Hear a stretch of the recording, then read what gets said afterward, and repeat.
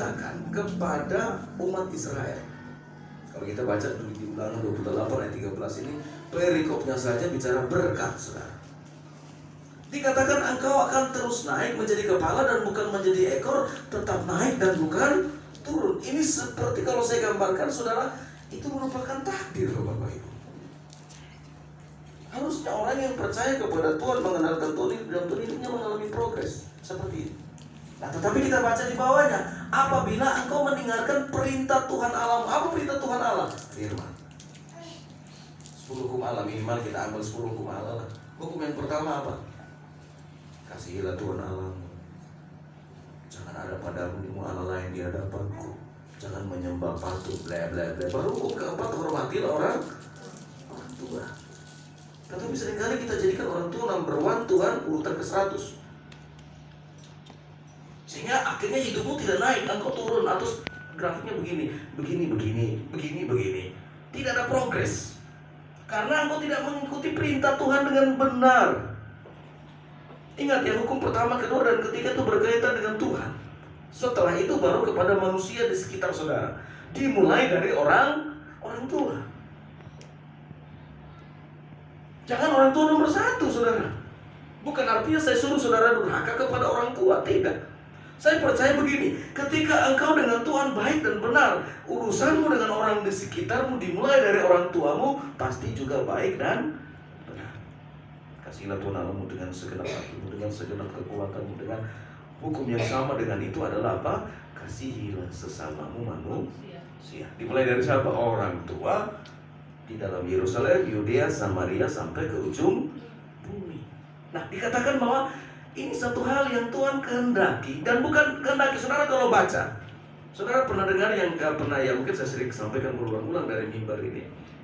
Ketika Petrus, Guru, jika itu engkau izinkan aku berjalan di atas air, kan begitu Petrus bilang. Nah ini dikatakan engkau akan menjadi kepala dan engkau akan tetap naik dan bukan turun.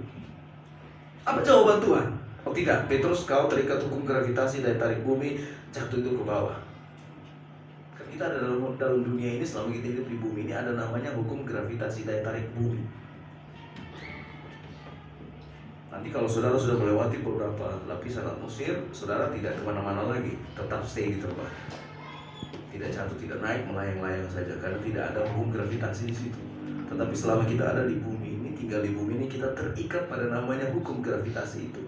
Tetapi waktu Petrus bertanya, Guru, jika itu engkau izinkan aku berjalan, Tuhan tidak berkata tidak bisa, Petrus, karena aku terikat hukum itu. Tetapi seperti firman ini berkata, engkau akan tetap naik dan bukan turun apabila engkau mendengarkan apa? Perintah Tuhan Allahmu. Sehingga Tuhan berkata kepada Petrus, datang asal kau percaya. Makanya ada lagi perkataan Tuhan Yesus, tidak ada yang mustahil bagi orang yang percaya. Nah kembali saudara, bahwa kita harus bertumbuh, kita harus berhasil. Kalau saudara baca dari perikop atau menelaah baik-baik kata tema itu, maka itu berkaitan dengan tuntutan, saudara. Jadi kita tidak punya pilihan. Kalau saya mau gambarkan secara agak ekstrim, suka tidak suka, engkau harus bertumbuh, suka tidak suka, engkau harus berhasil. Nanti setelah habis khotbah ini, di akhir khotbah ini, saudara, akan ada video yang saya ingin pertunjukkan kepada saudara bagaimana seseorang yang berjuang dari ketiadaan apapun sampai menjadi seseorang yang cukup kaya di Amerika, bahkan terkenal di dunia ini, sampai kisah hidupnya difilmkan. Nah nanti film itu yang akan saya tontonkan, saya putarkan supaya kita bisa melihat dan menjadi teladan, menjadi contoh bahwa sebenarnya kita semua yang lahir di dunia ini tidak kosong. Ada hal yang Tuhan percayakan, dan apa yang Tuhan percayakan, Tuhan mau itu dikembangkan supaya pada waktu engkau bertemu Tuhan, Dia bertanya, yang kau kasih sudah kau buat apa? Oh Tuhanku, ini yang kau kasih 1 sekarang jadi 2, yang kau kasih 2 sekarang jadi 4, yang kau kasih 5 sekarang menjadi 10. Supaya pada akhirnya Tuhan berkata, baik sekali engkau hambaku yang setia. Nah, mari saudara, setiap manusia pada hakikatnya sudah diperlengkapi oleh Tuhan. Jadi jangan berkata seperti orang-orang yang tidak mengenal Tuhan, memperkatakan diri tidak berguna. Kan suka begitu ya. Dasar ini, dasar itu, dasar sebagainya. Ketika gagal seringkali kita menghakimi diri. Lalu kita mulai menyalahkan, kenapa saya lahir dari keluarga begini. Coba saya lahir dari keluarga seperti ini, pasti saya tidak begini dan begitu, saudara. Saudara, dulu saya ceritanya kan pernah kerja proyek ya Bapak Ibu ya. Nah, lalu kerja proyek cuma karena proyeknya kan di kampus. Jadi kalau kami ke proyek itu bergaya seperti anak mahasiswa begitu. Ada buku digulung, padahal nanti masuknya proyek, tapi gayanya naik demo, pakai sepatu, gaya-gaya anak mahasiswa begitu, saudara. Padahal kulit bangunan ini. Cuma kulit bangunnya agak mentereng karena saya, saudara ya. Jadi style juga beda. Nanti sampai di tempat kerja, ganti baju tetap pakai ninja, saudara, sambil kerja, saudara. Nah, satu waktu saya lagi nyokop pasir, saudara. Lalu saya mendengar tertawaan, bukan tertawain saya, orang anak-anak mahasiswa ini lagi tertawa-tawa. Ada 3 orang, 2 cowok, 1 cewek. Nah, saya kan lagi nyengkung pasir begitu, saudara. Wah, saya mendengar tertawa, lalu iseng-iseng saya mengangkat muka saya dan saya menengok. Siapakah ini yang tertawa? Dan saya terkejut setengah mati, saudara. Karena yang tertawa itu saya kenal baik. Yang cewek itu namanya Erni Jonu. Nah, 2 teman cowoknya juga kami sebenarnya sama-sama di sekolah SMA Negeri 1 Kupang. Jadi itu teman-teman sekolah saya, saudara. Walaupun saya pakai ninja, Bapak Ibu, mereka tidak tahu siapa saya. Jadi waktu saya menengok, wah, Erni Jonu. Nah, yang membuat hati saya miris luar biasa, Bapak Ibu. Erni ini papanya dulu camat jadi di Rote itu kan papa saya camat di Rote Barat Daya. Lalu Erni ini papanya camat di Rote, nah, kami Rote T, mereka Rote Dengka, saudara. Jadi ada 2 kecamatan yang bersampingan. Saya satu angkatan dengan dia, walaupun beda sekolah, hanya waktu SMA kami satu sekolah. Tetapi yang membuat saya miris itu begini, dulu papa saya camat, papanya camat. Kami juga sama-sama anak camat. Lalu setelah SMA, saya sama di SMA 1 Kupang. Tetapi hari ini, 1 kuli di sebelah, 1 kuliah di sebelah, saudara. Wah, hancur saya Bapak Ibu waktu itu. Saya marah sekali. Air mata saya keluar, saudara. Waduh, pedih banget saya ini. Saya kuliah di sini, dia kuliah di sebelah. Padahal kami dulu papanya sama-sama camat, sama-sama sekolah di SMA 1 Kupang. Dan mereka tertawa bukan mentertawakan saya tahu karena saya pakai ninja, jadi mereka lihat tuh, mereka ada tahu siapa saya. Tapi saya merasa seakan-akan mereka mentertawakan saya waktu itu. Saya jadi marah, saudara. Saya pulang tuh, saya tidur nolongsor di atas seperti mama saya datang, kenapa? Saya bilang, tadi saya ketemu Yerni, Mam. Hah? Terus dia kuliah di sebelah, saya kuliah di sebelah, Mam. Lalu saya ingat kata ibu saya kepada saya, jangan sedih, nak, nanti kok jadi orang besar kok. Wah, ngomong kosong aja itu. Sudah dongkol dan sebagainya. Nah, tetapi hari ini apakah saya menjadi seorang yang tidak berguna? Kan ternyata tidak juga, betul kan? Artinya hanya masalah waktu, betul ya? Ternyata saya juga sarjana hari ini loh Bapak Ibu, jangan salah. Walaupun diselesaikan di usia 40 tahun, tidak ada masalah. Nanti kalau saya ketemu dengan Erni, dia sarjana apa? Saya sarjana teologi ya. Kami sama-sama sarjana, walaupun satunya agak telat, satunya lebih cepat, saudara. Paham ya maksudnya ya? Jadi begini Bapak Ibu, setiap kita ini pada hakikatnya diperlengkapi oleh Tuhan. Nah, seandainya dulu saya menolong saya pecundang sekarang Bapak Ibu. Tinggal di Kupang sana, tiap hari minum mabuk, jalan gak jelas. Mungkin badan saya kurus, tidak ada setelan jas-jas yang keren seperti ini. Karena meratapi diri, tidak sadar bahwa sebenarnya apapun situasi, ini kan hanya masalah momentum, betul kan? Hanya masalah waktu kok. Saudara tetap saja setia. Saudara akan melihat akan datang waktu-waktu itu kepada saudara. Tidak ada sesuatu yang kebetulan. Semua ada dalam rancangan Tuhan. Diperlengkapi oleh Tuhan. Apa yang diperlengkapi oleh Tuhan itu? Coba kita lihat Matius 25 ayat 14. Sebab hal kerajaan sorga sama seperti seorang yang mau bepergian ke luar negeri, yang memanggil hamba-hambanya dan mempercayakan hartanya kepada siapa? Kepada mereka. Nah, kita telisik harta ini apa, saudara?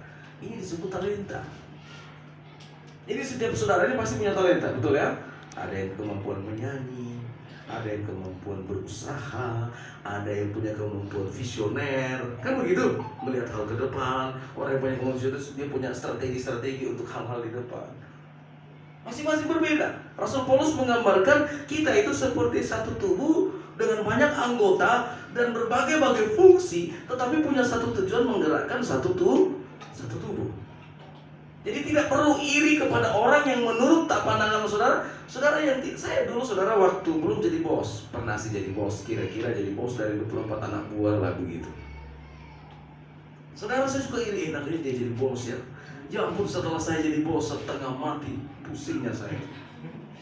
Baru saya mengerti, iya ya, ternyata jadi bos itu tidak mudah. Tetapi seringkali kita cemburu dengan orang-orang yang punya posisi-posisi seperti itu. Aduh saudara, semakin tinggi tingkat level hidup saudara, jangan saudara pikir semakin mudah, semakin susah, perjuangannya semakin berat, tekanannya lebih berat lagi. Ingat Alkitab berkata apa? Kepada yang diberi banyak pasti dituntut banyak. Jadi saudara yang hari ini masih satu dua, santai, nikmati itu Bapak Ibu, amin. Jangan kau saat berdapat satu cemburu dengan yang 10. Tuhan dah adil, dia 10, saya coba dikasih ke saudara yang pegang yang 10. Saudara bisa gantung diri loh saudara. Saya dulu gara-gara kerja itu, sampai kalau bernapas sesak dada saya.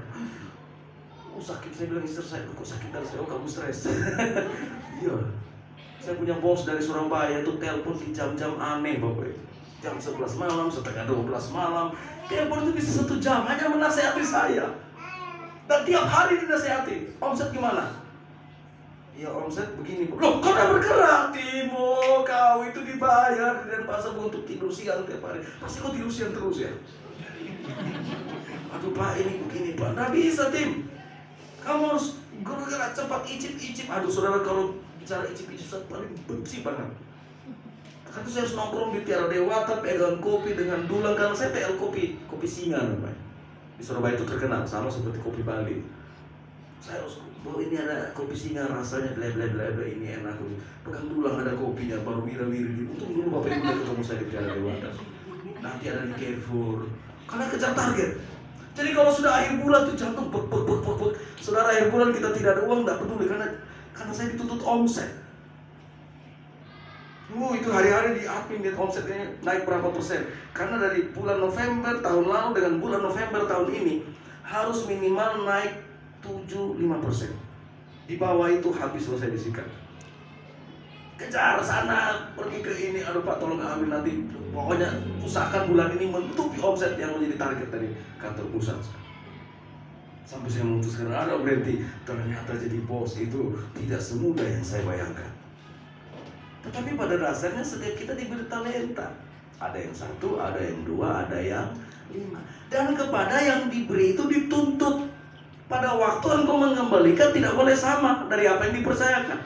Perhatikan itu. Harus ada perubahan, harus ada progres. Jangan sampai engkau berpikir sami mawon, sama saja. Oh tidak. Karena pada waktu engkau mengembalikan dan nilainya masih sama, di mata Tuhan engkau dibilang jahat. Jadi kita semua ini punya talenta itu. Amin. Amin.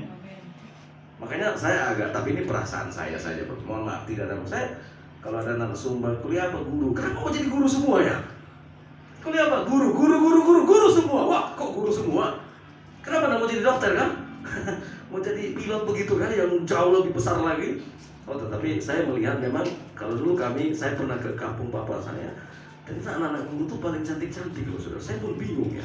Ini guru, wah anaknya cantik-cantik. Kok bisa cantik ya? Anak lain kok nggak begitu cantik. Loh, kok anak guru lebih? Apalagi kalau anak kepala sekolah jauh lebih cantik lagi saudara.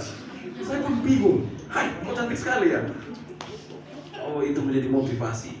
Semua orang ingin jadi guru karena punya generasi-generasi yang cantik-cantik gitu. Tetapi kalau saya begini, setiap kita ini diberi talenta, betul? Makanya saudara jangan ikut-ikutan. Kalau saudara punya kemampuan yang lain, jangan ikut dengan orang yang kemampuannya berbeda. Lihat ke dalam diri saudara. Saudara tahu, Jack Ma itu kan seorang guru. Dia dulu guru. Saudara baca, dia punya guru yang tidak pernah berhasil, dipecat beberapa sekolah, lalu dia banting setir, berbisnis online, dibukalah Alibaba. Siapa yang menyangka dia menjadi salah satu manusia terkaya di muka bumi, yang wajahnya pas-pasan, ya tidak begitu ganteng, tetapi saudara sangat dihormati karena Alibaba yang merupakan perusahaan yang sangat luar biasa. Puji Tuhan, dia cepat sadar panggilannya saudara ya. Coba kalau dia bertahan jadi guru waktu itu, selesai lah. Walaupun sekarang dia ngomong, saya rindu jadi guru lagi setelah dia sudah di-cut oleh pemerintah China. Karena China marah, suruh Donald Trump, Jack Ma ke Amerika lalu ngobrol-ngobrol dengan Donald Trump. Setelah pulang dari Amerika itu saudara, Alibabanya diambil alih. Dan dia dipaksa untuk turun dari Alibaba dengan saham mayoritas. Nah, saudara perhatikan, engkau dan saya itu diperlengkapi terus. Amin. Bukan diperlengkapi, diperlengkapi waktu kita datang. Jadi saudara tidak boleh ngomong seperti Ayub. Betul, Ayub ngomong itu masalah finansial. Beda dengan ini, karena Ayub itu pada dasarnya orang kaya, punya kemampuan menjadi kaya. Setelah semua